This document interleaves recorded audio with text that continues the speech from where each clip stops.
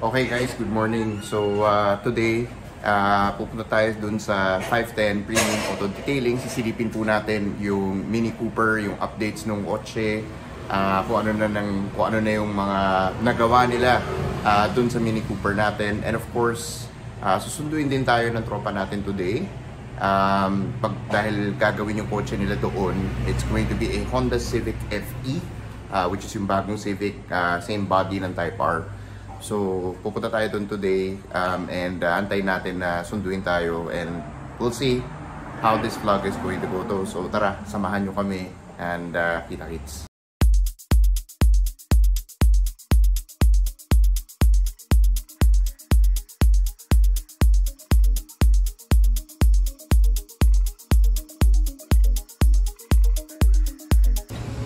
Okay guys, so nandito na sila. Ito yung gagamitin nating kotse. Yan. So, yan yung Honda Civic FE na RS. So, ano ba gagawin natin dito? Anong gagawin natin sa Civic pala? Papa-repaint and then detail. May mga touch-up. May mga touch-up. So, tara, tingnan nga natin anong gagawin natin sa Civic. So, may mga kama pala dito, no? So, mukhang kailangan ayusin to. Anywhere else na kailangan natin na ayusin natin dito. May minor scratch dyan sa may bandang pinto kung mapapansin mo. Minor scratches in the paint. So, sige, baka mamaya pagdating sa shop makikita natin. Tapos ano pang aanin natin dito. Then sa dito sa may side skirt. Side skirt dito sa side meron din dyan. Okay. Yan, sige. Nasaan ang mileage nitong kotse? Bago lang to Oo. 1.7. 1.7 Pakita mo nga sa camera. Ayan 1.7 lang yung tinakbo ng kotse, guys. So, sariwang-sariwa. So, if ever, samahan nyo kami, punta tayo sa shop, tapos bigyan namin kayo ng updates pagdating doon. See you there. Okay. Nung January. Kasi nakuha ko to December eh. Yung lahat ng gasgas nito January pa. Eh sabi ko, ang tagal na masyado, paayos ko na nga. Oo nga. Nakakasar din ako pag nakikita ako eh.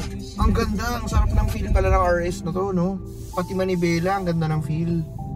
Hindi siya, well, medyo compared sa Type R, pero okay din to, not bad. Ano yung makina na to? 1.5 turbo, di ba? LE15 turbo. Wow, ganda. Sport, may din yan, may R mode din yan. Testing natin yung R mode mamaya. Saan ba yun? Drive, okay. So ngayon, ito sport na. So naging pula yung yung gauge eh. Hintay pa Teka, oh my god, ang ganda ng feel ng RS, guys. Oh my god. Parang parang siyang may self-centering, no? Same ng Type R. Hindi, pero dinisable namin yung sa FL5. Ito naka-enable pa. Naka-enable yung self-centering. Disable din. Same din siya nun. Ang ganda, very responsive din yung paddles. So parang yung Mini din, ganda. Magkano tong car? Magkano to brand new? You guys remember kung anong na to? Parang value nito brand new? 1.7. 1.7, okay. Ang ganda ng feel. Oh, ganda ng feel niya. Hindi pag nakakamiss mag-Honda. Pininta ko kasi Honda ko. Namimiss mo na? Namimiss ko muna. Oo, yung FD na Type R. Asan na yung FD mo, par? Wala na, sold na eh. Sold na siya eh. So, nakakamiss. Ang ganda niya hawakan. Ang ganda ng feel ng drive. Pero tingnan natin sa EDSA kung anong pakiramdam niya pagdating natin doon sa EDSA. Pero ang ganda yung feel ng manibela ito. Although sa Type R kasi, sa FL5, Alcantara to eh. Ito leather. Pero ito leather. Pero hindi rin siya, nag-automatic wiper. Hindi siya yung cheap na quality na leather. So, it makes you actually want to drive the car eh. So, yun yung napansin ko. And paano umalis sa manual mode? Naka-manual mode pala ako kanina pa. Tanggalin mo sa sport. Sa sport. Okay. Hindi, sige, iwan mo na lang. Sige, laruin natin yung manual. Para ma-feel ko. Ang galing pag nag-signal ka, nag-signal tayo, lumabas yung tanggalin ko yung signal balik siya sa, tas signal tayo. Uy, Ferrari! Boy! Boy! Boy! Boy! Something, ano yan? More than you can afford, pal. Ferrari. Yan.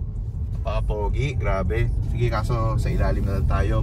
Alam mo dito guys, sa area na to, maraming kupal dito na nagkakat na lang. Yan, banda rito, biglang magkakat ng ganon. Pero hindi tayo kupal at ayaw natin maging parte ng mga kakupalan sa kalsada.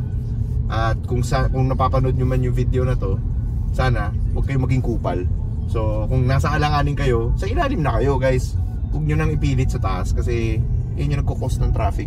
So yun, let's be responsible road users. Nax. Parang totoo no? Sarili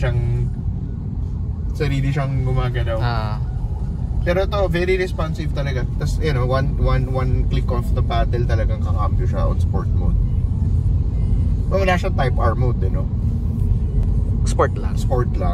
Pwede na. Not bad. Kasi hindi natin mabigyan kasi traffic medyo maraming car. Tapos yan, naka-auto wiper siya. Kung di ka sanay, kagaya ko, nagulat ako. Nasarili siyang, kusa siyang nag-wiper. So yun.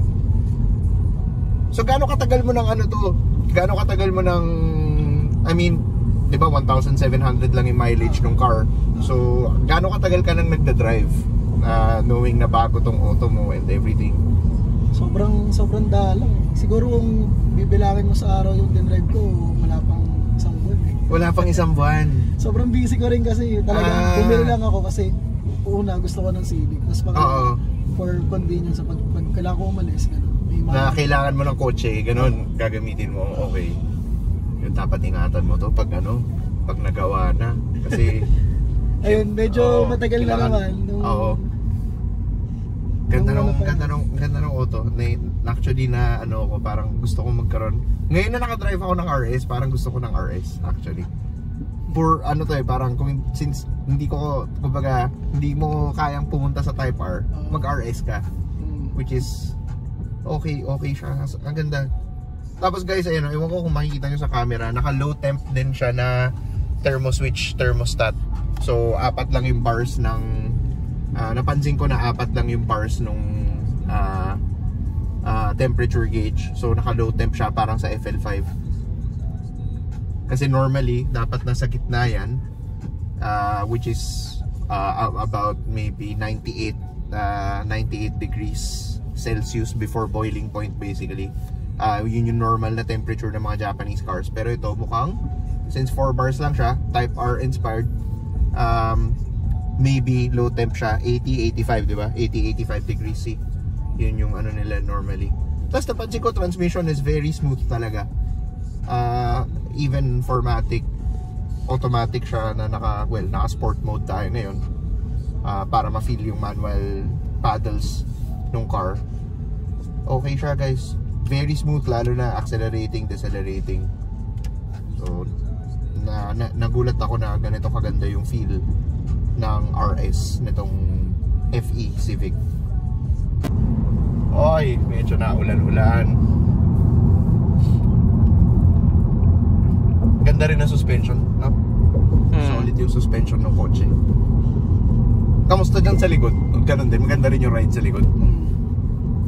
Okay na. Ganda ng feel pag lumiliko ka dito sa Ortigas, etong flyover. So gagi. Ang ganda Ang ganda ng feel. Hindi una ko napansin nung hinawakan ko. Saka yung unang yung response ng yung response niya, parang very responsive yung yung kotse, very agile. Wow, 6 speed pala to. Ewan ko kung ilang gears tong manual. Na nasa 6th gear tayo ngayon at 57 kilometers per hour. So ayan, nag-downshift na siya ng kusa kasi bumabagal tayo ng bahagya. Hala, nakalimutan ko pala yung message si boss na papunta na tayo. Teka, pag huminto tayo, message natin si boss. Pag stoplight. Oo, sa stoplight. Hindi ko pa natatry talagang, gusto ko i-try hatawin pero walang space ata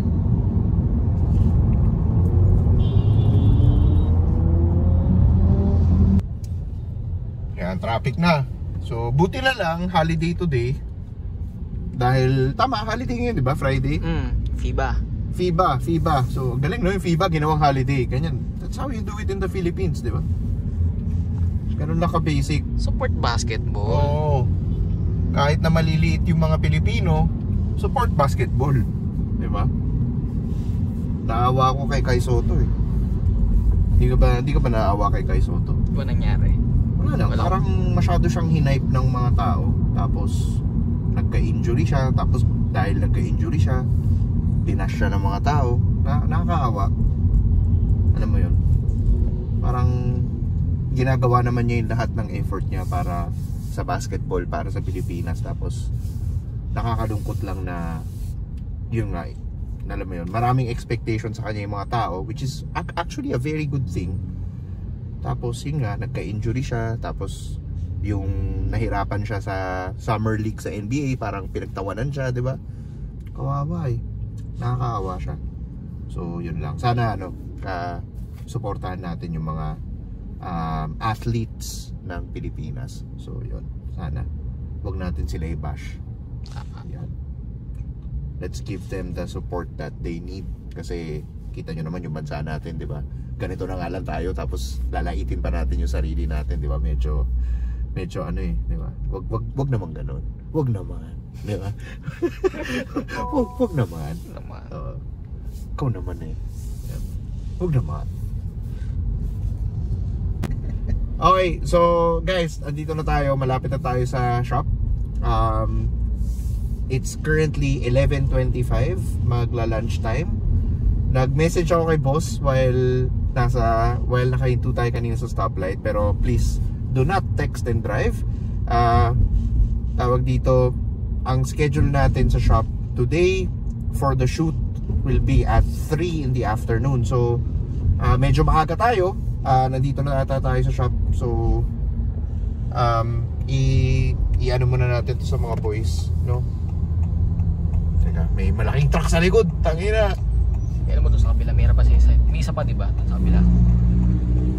Ito ata yun eh, di ba? Hindi, isa pa. May isa pa ba? May isa pa. Ayan, yung may shutter. Nakasara. Oo, nakasara. Sige. So medyo maaga tayo guys. Today is also a holiday.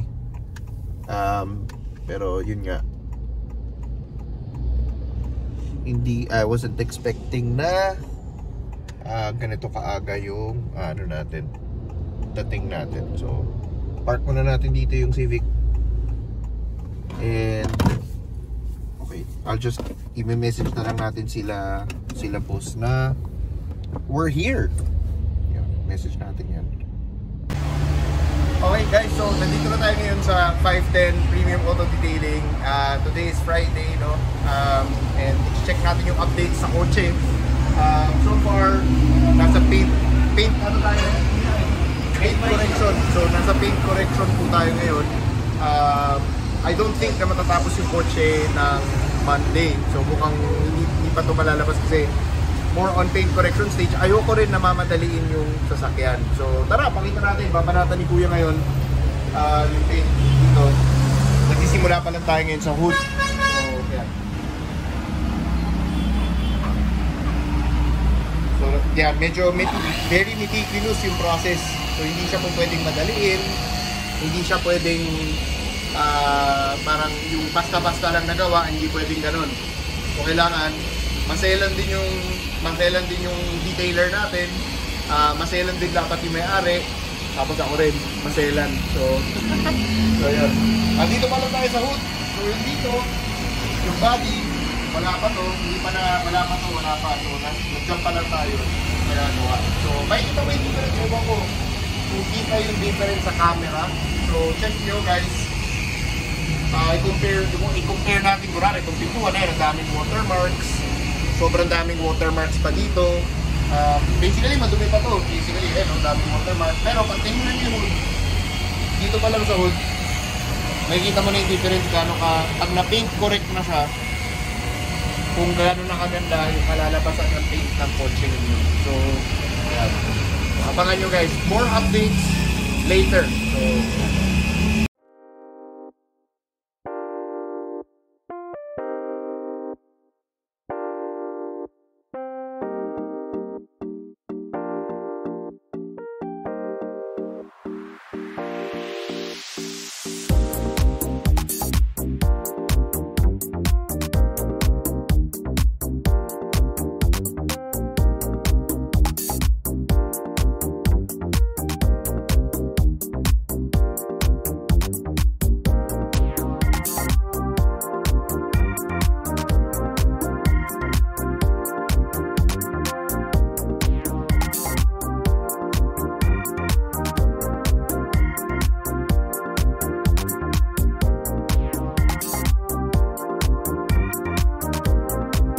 Okay guys, so since lunch time na at break time na ngayon dito sa shop, hanap tayo ng makakainan.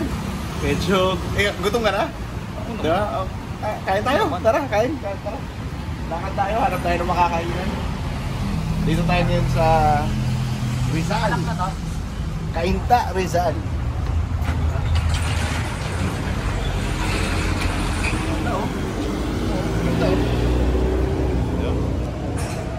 Minsan lang tayo mag-appreciate ng mga ganun off-road. Kaya dito, marami daw kainan dito, sabi. So, sabi tayo, hanap tayo ng makakainan eh, no? It's in the east.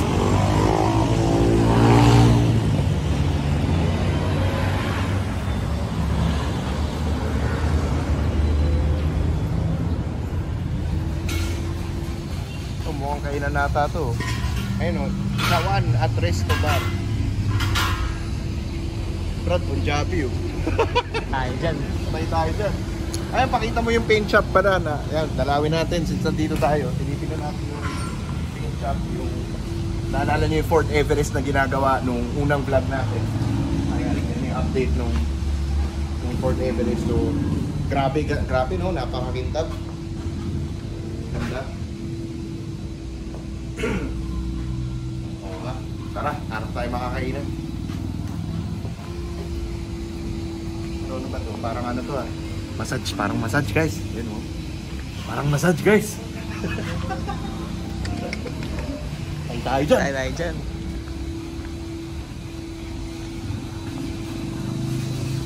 Coffee shop, par. Coffee shop. Coffee shop guys. So doon tayo, hanap tayo ng makakainan din tayo.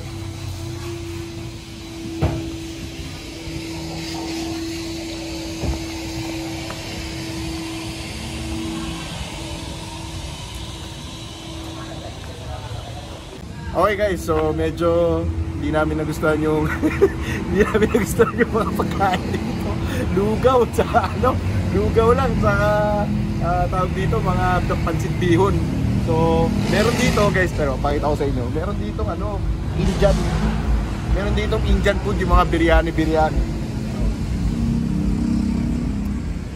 Kaya meron dito Indian food na biryani, pero baka danger to manifold guys. So hanap tayo ng iba pang place na pwede natin pagkainan. Tara. Okay guys, so since wala tayong mahanap na makainan, nag-decide kami, Food Panda na lang. Salamat kay Food Panda baka naman. So dito tayo ngayon, order tayo ng pagkain kasi ano oras na? 12:22 lunch time. So hanap tayo ng makakainan guys. So tara, samahan nyo kung maghanap ng makakainan, ano bang masarap dito. So meron ditong Burger Beast ni ano pangalan nun? Ano pangalan nito? Di ba si Mr. Beast? Tapos ito Max Restaurant. Tapos ano to, Burger Greenwich, Mang Sinalsal. Ano bang ayun, Jollibog. Oh, di ba? Para sa mga malilibog. So ano ang verdict? So, verdict natin, baka pagtripan natin tong House of Katsu. Kaso ang problema, 3.8 stars lang yung 3.8 stars lang yung parang Delix mga kabakla. So, kaharap tayo ng iba. Shokuyoku Japanese. Ito 4.8 stars. So, Japanese mong atin natin ulam dito. Ayan pork katsudon. Ayun beef gyudon. Oyakudon, steak chahan. Pwede to Tokyo. Actually, pwede rin yung Tokyo, Pwede rin natin patulan yan. Oo, pwede yung Tokyo, Pwede, Dito na lang tayo, Tokyo. At least, sure ball na. So, orderin natin dito? Beef miso. Bento box, may mga bento box pala eh. Sakto to, bento box na lang tayo. Diba? So anong babarata natin? Order na natin para beef miso, 3. Tatlo. Yan, add to cart. Tapos, since buraot tayo guys, tuturuan ko kayo ng technique. Labas ka muna ng Tokyo. Silipin mo muna kung may promo sila o meron, di ba? Fast food. So, ganyan ang technique pag order ng Food Panda sa mga buraot. Yan. So, since buraot tayo, sabi ng mga haters natin na tayo ay buraot, papakita namin sa inyo paano kami mampuraot. Ganyan. Ano yun? M Fast Food. O, di ba? Eh, kinulang ng 25 pesos para magkaroon ka ng M Fast Food. Scam yun. Okay guys, so, andito na yung Tokyo natin. Kain muna tayo. So, para sa please. Yan, pundo tayo ng bento box galing sa Tokyo. Hashtag not sponsored. Sana sponsored, pero hindi sponsored. So, yan. Kain muna tayo guys. So, chow muna kami. And then, bigyan namin kayo ng updates after lunch, after the lunch break. So, magkakaroon tayo ng shoot mamaya ng 3. And then, ano pa ba yung mga, kasi may mga stuffs tayo na gagawin pa within the day. So, samahan nyo kami. Pero, for now, kain muna tayo.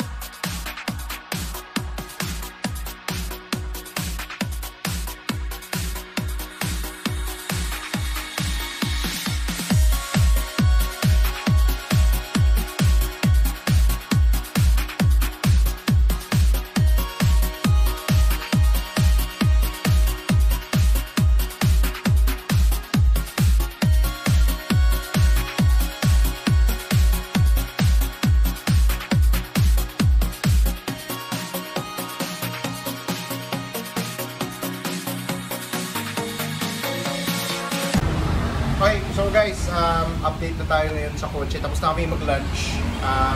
Ngayon, ito, sinisimulan ng ituloy yung paint correction sa kotse. So far, start tayo ngayon dito sa hood kasi mag-a-apply tayo ng PPF later on today. Dun po sa mga curious kung anong klaseng equipment yung ginagamit natin dito, anong klaseng brand yung ginagamit natin for coating. Ito po yung gamit natin. So we're using G-Technique Crystal Serum and G-Technique na ultra durable na hydrophobic. Now, for people na hindi po nakakaalam ano ang G-Technique na brand, this is basically a very exclusive brand. Hindi po lahat ng shop pwedeng mag-cater ng G-Technique. It's only parang limited, very limited lang siya, only to those shops na may proper training, may proper certification, and I think there are other factors no na included for you to be able for a shop to be able to cater the G-Technique brand. So for me, sobrang ano to sa akin kasi isa to sa mga brand na talagang ina-idolize ko when it comes to coating. So yan, pakita natin na this is paint correction sa mga swirl marks sa hood. Yan, so gumagamit na tayo ng talagang manipis na ano saan yan? Yung umiikot-ikot na yan. Hindi ko nakalimutan ko yung tawag sa umiikot-ikot. So yan, basta yan. Pakita rin natin doon sa side sa kabila yung fender, rear fender. Yan, so yung rear fender binabanatan na rin ngayon, nagpe-paint correction na rin tayo dito para matanggal yung mga swirl marks and ano pa ba kuya? Ano ba yung purpose ng pagtanggal? Or ginagawa natin para makatay niya yung matanggal yung swirl niya tapos yung panang kulay niya yung itab talaga kaya bulin mo talaga yung pantay yung kulay. So yun po yung purpose ng paint correction, talagang para malapat lahat yung pintura and talagang maging talagang saktong-sakto sa talaga all the way. So mamaya papakita namin sa inyo, doon naman tayo sa PPF. So yung piano block, yung pagka-piano block nitong panel na to, oh my god, sarap mo baby, gano'n na gano'n. So yeah. So ngayon update tayo guys. So tinanggal nila yung panels ng yung panels natin ng side mirror. Signal light, side mirror tuloy. Ito yung side mirror, sorry. So signal light panels tinanggal nila dahil mahirap siyang i-detail. So nakapaklas yung ngayon doon. So far yung update ng kotse, tinanggal na rin yung sprayer ng wiper. Tinanggal na yung wiper sprayer. Kasi right now, nagpe-prepare na tayo for PPF application. So, PPF na natin yung buong hood. Yung dito sa fender, ito magsa-start na rin tayo ng PPF. So, front bumper, ganun din. So, abangan natin. And pag i-apply na, papakita natin sa inyo. As you can see, we're currently preparing the car for application of PPF. Now, in most shops, no, hindi na sila nagtatanggal ng mga parts ng sasakyan, parts ng hood. Basically, yung ginagawa nila, delay lang sila ng PPF, and then saka sila gumagawa ng cut. Yung dito sa 510, ang ginagawa nila dito is talagang i-cover nila ng maayos yung PPF hanggang sa ilalim para hindi magkaroon ng mga yung ipon ng mga dumi, yung mga mga dimulmul na nagkahabol-habol. So, makikita nyo ito, di ba meron tayong black trim dito? Yan, ito may black trim yan, tinanggal, kinalas. Ito rin yung hood scoop natin, kinalas na for the meantime, ilalagay na ngayon dyan yan. Tapos dito meron din tayo, itong part na to, may black dito na cowling. So, kinalas din natin, as you can see, yan yung mga butas. So, hindi siya yung basta parang apply lang, tas putol. Dito talagang ina-apply nila ng super ayos talaga. So, yun yung makikita nyo dito. So, here's the other end, pakita natin sa kabilang side. Yan, kalas din yan guys. So, kalas din lahat. Tapos dito, ito, yan, kinalas na rin nila. So, para mas maayos yung application ng PPF, mamaya pag nilagay. So, bigyan namin kayo ng update ulit in a short while para mapakita yung application naman ng PPF natin. Ito ay tanggal na ba?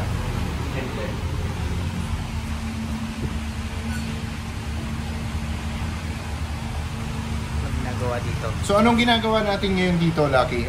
Bakit mo ginaganyan siya ng wire? Mostly sir, para matanggal po yung headline nyo po. Para yung PPF po is nasa ilalim ng end. Kasi kapag hindi po, pagkapat po tayo dito, yung dumiwan is pupunta lang sa gilid. Pupunta sa gilid, ayan. So guys, makikita nyo talaga na kinakalas lahat ng parts. Even down to the emblem talagang kakalasin natin. And ipakita natin yung parts na kinalas. So, yan, dito tayo guys. So, ipakita natin. So, ito yung hood scoop natin. Well, mukhang Subaru, pero of course, hindi yan Subaru. And then, siguro lipat ka dito kasi may electric fan, no? Lipat natin yung camera very quickly, guys. Sorry, pasensya na. So, nilipat lang natin yung camera kasi may electric fan po dito, no? Nakakalinan ako, di ba, fresh? So, ito yun. Ayan, kinalas natin, guys. Ito yung sa headlight, left and right nandito. Ito naman yung dito sa panel, no? Yung side mirror natin, yan. Kinalas din natin. I-detail din po nila to. Hindi lang kalas yan, so talagang makikita nyo piano black finish, ayusin pa rin nila lahat yan. And syempre, i-coat din to, hindi siya basta tanggal lang. So, yan. Abangan nyo guys, more updates as we progress through the build today. And ayan, natanggal na yung, pakita natin guys na natanggal na ni Sir Lucky yung Mini Cooper na emblem. Ay, ni Sir Lance para, sorry. Ayan, mali. So, si Sir Lance natanggal niya. Ito, pakita natin, tinatanggal niya yung adhesive. So, malamang paano yun? Paglalagay na lang tayo ng bagong adhesive, no? Yes. Oo. So, yan, yung bagong adhesive, pakita lang natin na nire-remove na siya. So, and then mag-a-apply tayo ng bago later on. So, yan, pag pinalik na lahat. Kine-check na natin ito. We're preparing, actually, this is the final preparation, no? For PPF application. Lahat ng mga parts and pieces na kailangan kalasin dito sa hood ng kotse, kinalas na. Bigyan natin ng example is yung mga wiper sprayers, yung nandiyan sa gilid, yung tawag dito, signal light, yung headlight rings, and yung hood scoop, pati yung tawag dito, pati yung emblem ng Mini Cooper. So right now, yan, no? So basically talagang i-clean buff na lang lahat just to make sure kung punasan na lang din lahat yan, and then mag-a-apply na tayo ng PPF application. So one of the things na talagang gustong-gusto ko dito sa shop is super selan nila. As in super selan. If you guys are babying your cars, and ako hindi ko sinasabi to dahil baka kasi isipin nyo na sinasabi ko to dahil alam mo yun, nagsushoot kami dito or talagang alam mo yun, hindi to yung natural nila. Ito talaga yung natural. Ako mismo nagulat kung gaano kaselan sila magtrabaho dito.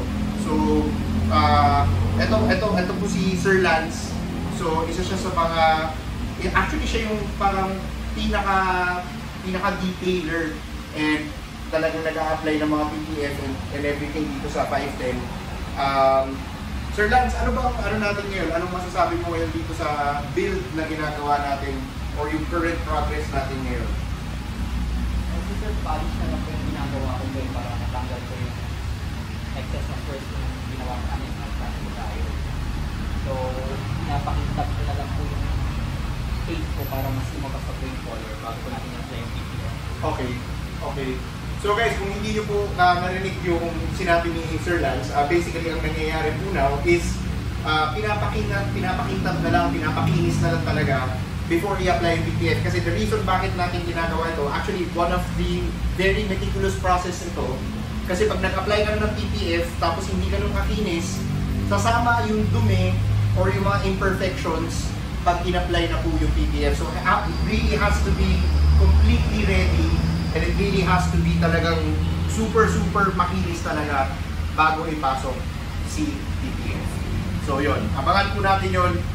In a short while, siguro ilalagay na natin si PPF dito. Okay guys, so applying na tayo ng PPF. Ito yung pinaka-final step before talagang i-apply yung film. Pakita natin guys, ayan na yung PPF natin, naka-white pa siya. So ipipil na yan. At ito yung sabon, no, para yan rekta. So makikita natin ngayon yung process and tutok tayo.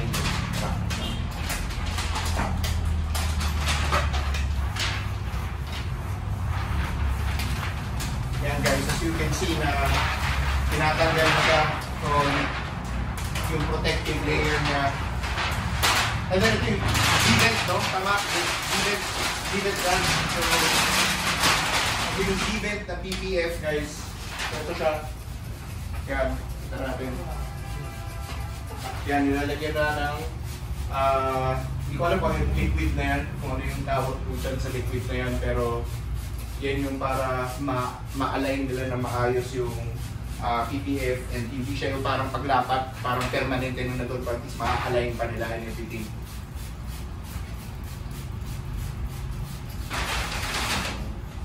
Nakakatawa ko panugurin guys kasi for me, first time ko lang ito makikita. First time lang talaga na makikita na ina-apply yung PPF. Wow! Eh, tingnan nyo guys, grabe oh. Lipat mo yung camera dito, Eril oh. Grabe oh. Wow! Tapos yan, ilalapat na nila yan guys, slowly. Wow! Nakakatawa for somebody like me na ito, first time ko na may experience yung PPF in my life kasi yun nga, it's an investment for your vehicles talaga. So, kung binibaby nyo yung mga kotse ninyo, kung talagang, alam nyo yun, talagang maselan kayo, tinaalagaan nyo talaga yung mga kotse ninyo, dapat talaga mag-invest kayo in PPF. Talagang malaking bagay siya for your car. So, yan. Yan, all the way po yan tayo guys hanggang fender. So, aabot yan. Hood, fender, bumper, ayan o. Punta natin dito, naglalapat na po tayo dyan. Yan. Talagang, yan o. Yun o. Punta tayo sa side na yun guys o. Ganda o. Ayan, dito na pala, babanat na o. Pakita natin.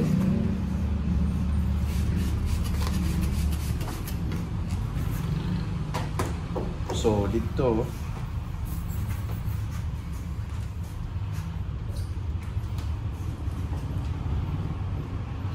So, bigay tayo ng konting trivia, no, guys, habang nilalatag nila yung PPF. So, the reason kung bakit tayo naglalagay ng PPF is, yun nga, para maiwasan natin yung mga dings, yung mga scratches, yung mga, yan, kahit kunwari, mag-ano ka dyan, ganyanin mo, wala yan, hindi magagasgas yung kaha.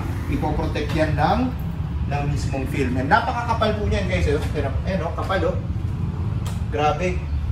Ang kapal po niyan, guys. Hindi yan, mukha lang siyang manipis, pero pag hinawakan mo yung texture niyan, ang kapal nung film.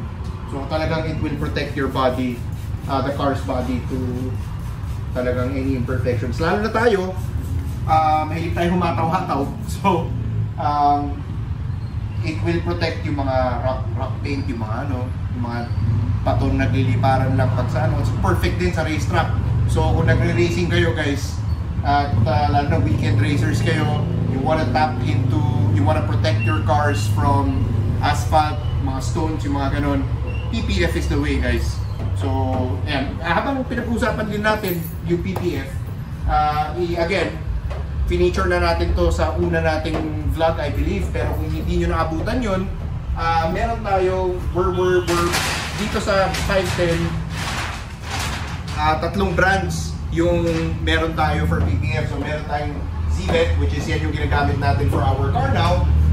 Our most affordable is itong Cameos, yung pinakamurang PPF na brand na meron. And then of course, the number one brand, syempre Estec, ladies and gentlemen, the highest, the biggest brand of all for PPF.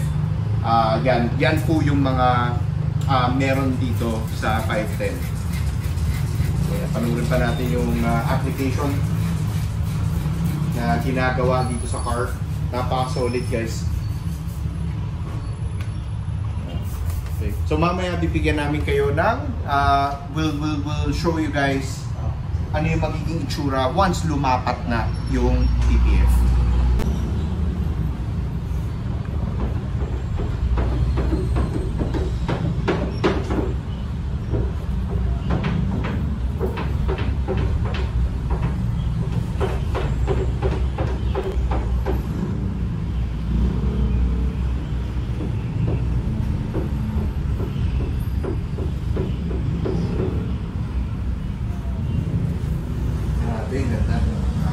Iba yung kinang, grabe.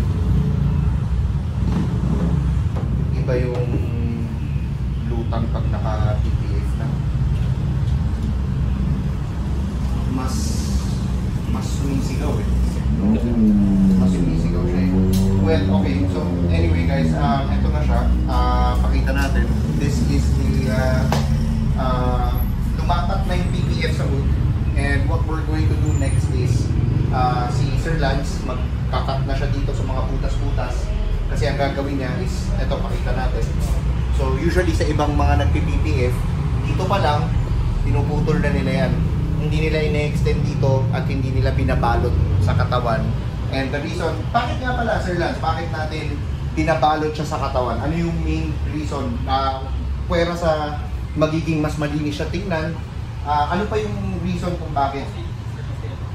Na-strong po yung sa sides po ng ano po, like sa doors, edges po ng hood natin, madalas nagagasgas po na.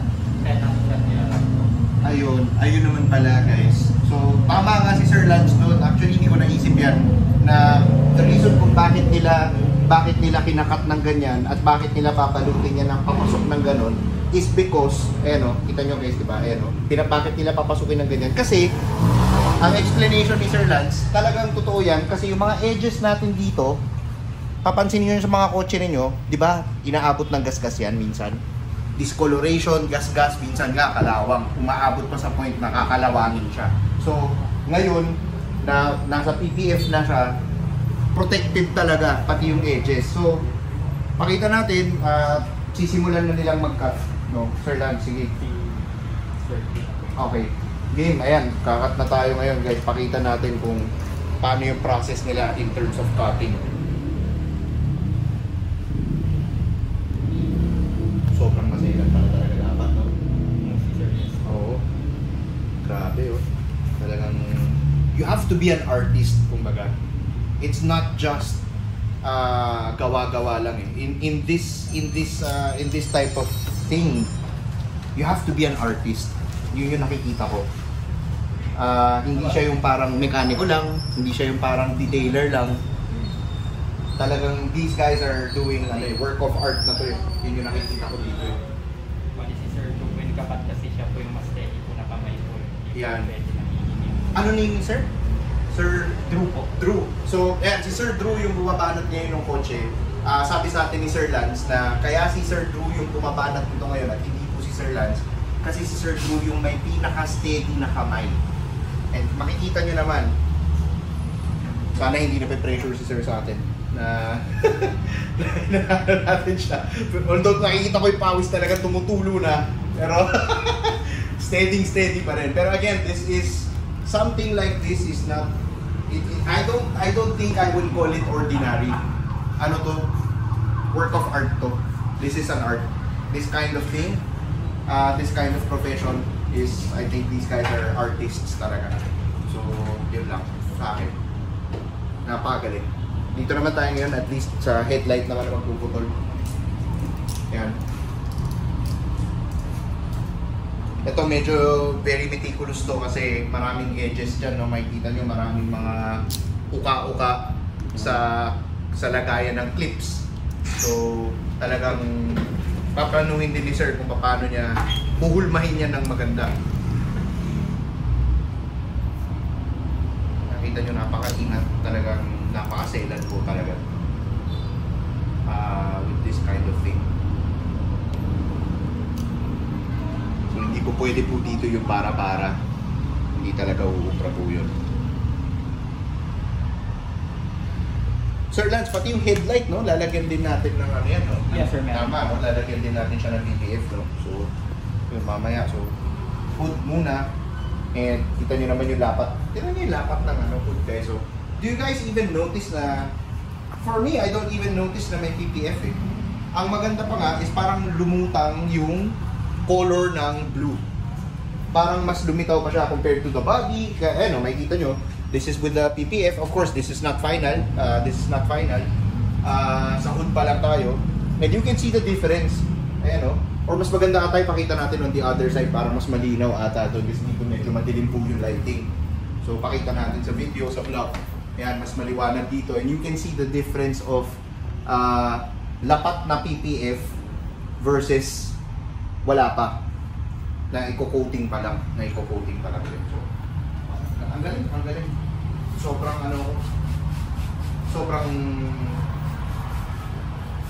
Sobrang galing. Wala akong lost for words ako kasi parang ano na to eh. This is an art na talaga. So yun. Galing. Okay guys. So inabot na po tayo ng gabi. Madilim na guys. So dito pa rin kami. Inabot na tayo ng gabi. Hindi natin mauuwi yung hinihingi po per today kasi hindi pa po siya tapos. So nandito pa lang tayo sa PPF. And marami pang gagawin. So, ano pa natin to, magsiceramic coating pa tayo ng G-Technique. Paint correction, may mga gagawin pa dito. So, babalikan natin po ulit yung sasakyan natin sometime next week, probably Monday or Tuesday, depende kung anong mangyayari. So, that's it guys. Hindi namin alam kung, teka, labas na tayo. Actually, hindi namin alam kung paano tayo uuwi. Yan ang problema ngayon. Paano tayo uuwi? Bakit? Ba't di tayo makaka-uwi? Kung nga alam, paano tayo makaka-uwi? Bakit? Saan yung ginamit natin kanina? Ito yung ginamit natin, iiwan natin ngayon eh. Yun lang. Yun lang, par. Paano tayo uuwi, par? May Abok pera na. ka pa, par? May isang lakad dyan, pre. Par, may pera ka dyan ata, par. Wala eh. Tara, lakad na lang tayo. Par, magkano ba yan, may pera pa ba tayo dyan? Wala eh. Patingin. Wala nga mailabas oh. Tangin ang ganda ng kotse natin, par. Wala mailabas oh. Ganda ng mga sasakyan natin, par. Wala tayong pera pa uwi. Wala. Lakad. Kita na lang tayo sa susunod na vlog. Huwag niyo po kalimutan. Pag nag-enjoy po kayo dito sa video na to, subscribe, like. Bahala na, paano kami uwi.